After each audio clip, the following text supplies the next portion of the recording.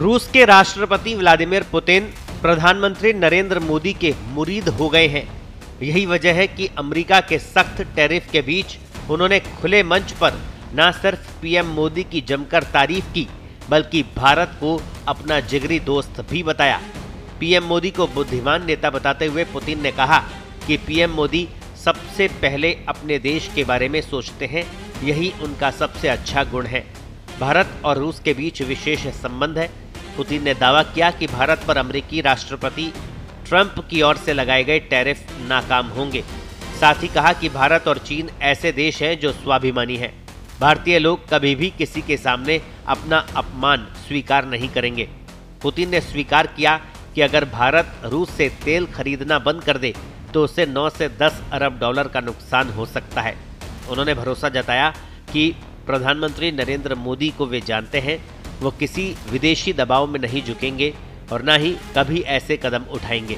PM Modi की तारीफ के साथ ही पुतिन ने अमेरिका की दोगली नीति को भी उजागर किया।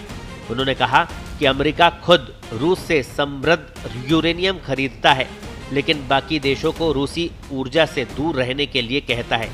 पुतिन ने चेतावनी दी कि अमेरिका भारत और चीन पर दबाव डालकर रूस से ऊर्जा संबंध खत्म करवाना चाहता है, लेकिन ऐसा कदम उल्टा असर डाल सकता है।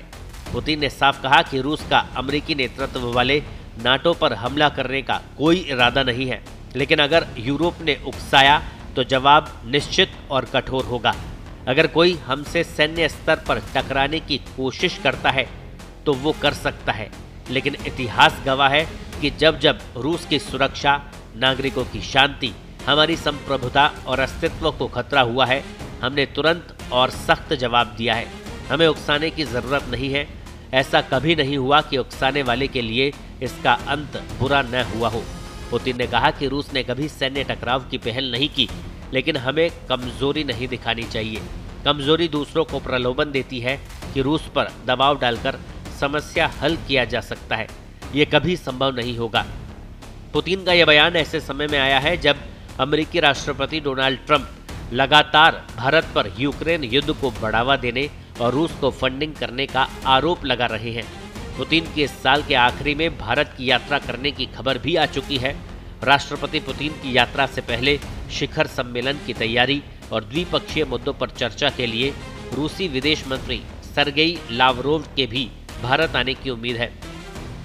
27 सितंबर को संयुक्त राष्ट्र महासभा के 80वें सत्र में लावरोव ने घोषणा की थी कि रूसी राष्ट्रपति दिसंबर में नई दिल्ली की यात्रा पर आ रहे हैं, जो चल रही कूटनीतिक तैयारियों का प्रतीक है। अब देखना यह होगा कि रूसी राष्ट्रपति की भारत यात्रा देश की जनता के लिए कितनी फायदेमंद होती है।